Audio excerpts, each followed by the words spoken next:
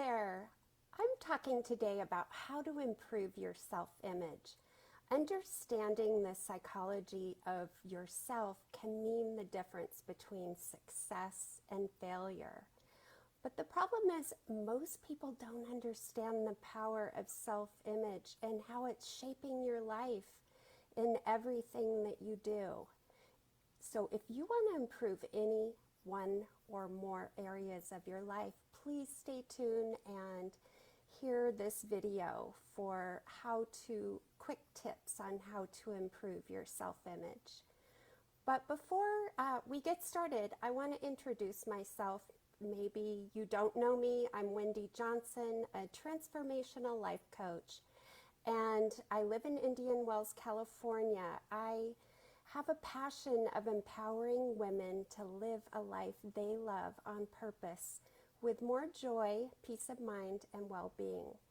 So back to the topic of self-image. Scientists and psychologists discovered about 70 years ago the power of self-image, and it's the key to changing your life and changing your failure to success. But first, what is the definition of self-image? Self-image is a personal view of a mental picture of how you see yourself and how you see yourself in the world. And they discovered that it's two important keys. The first one is all your actions, all your feelings, behaviors, even your abilities are all consistent with your self-image. But the good news, the second reason, is that you can actually change your self-image, and that's what I'm going to talk to you today about. So why is self-image important? Well, you have to be able to accept yourself for who you are. You have to be able to trust and believe in yourself. You have to have high self-esteem, and you can't be ashamed about who you are and how you're expressing yourself. You can't hold yourself back and hide or be ashamed. So your self-image is in direct relation to how you are representing yourself to the world.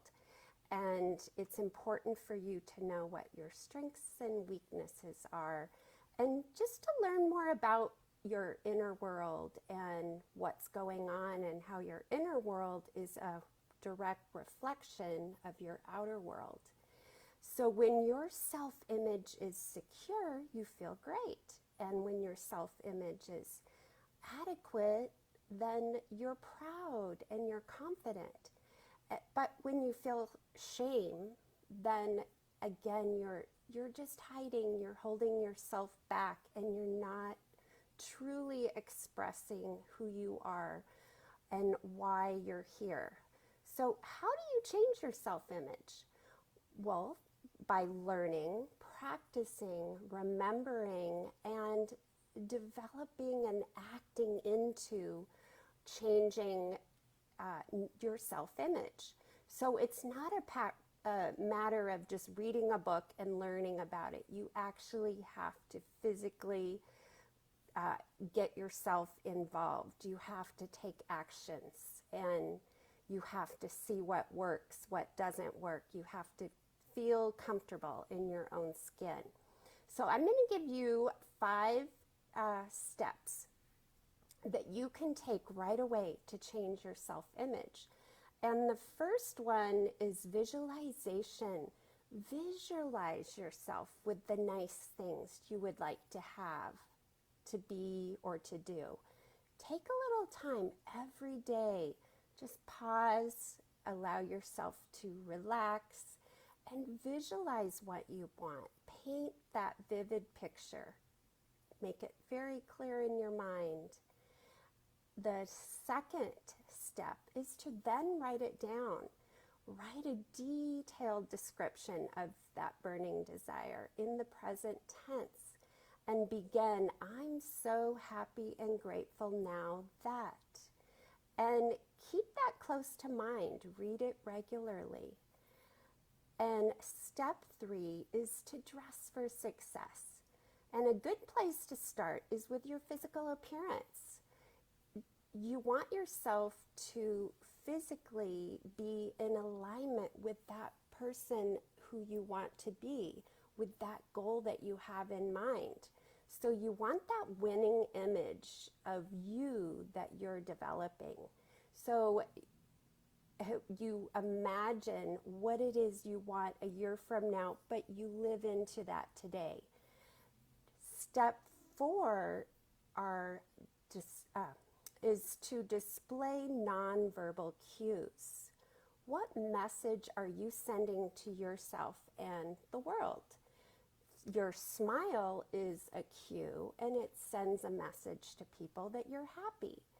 And your direct eye contact and listening tells a person that you care and that you're present with them.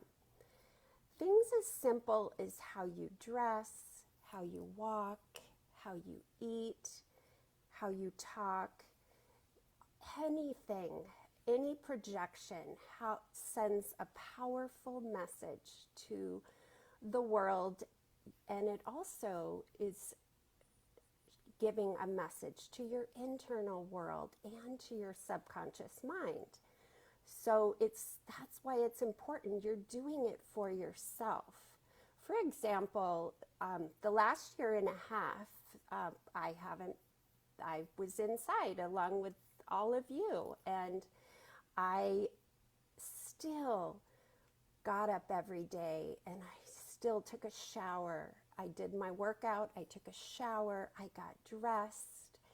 I dress up when I walk into my office, and people may not even see me that day, but it's what it's doing for me. So I'm dressing for myself. I'm putting makeup on for myself, and it makes me feel better, and I feel more confident and more comfortable in my skin when I'm caring about my physical appearance. And the 5th step is to act as if. Pick a trait take a few people, take 3 people, and look at the traits that you love about them. What is it that they're doing, or what is it that they have that you want? And incorporate that into your life and act as if you have that trait. And I'll leave you with this one quote by Maxwell Maltz.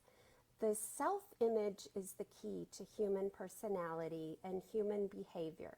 Change the self-image and you change the personality and the behavior. Here's a recap of what we just talked about. What is self-image? It's just the personal view, the mental picture that you have of yourself.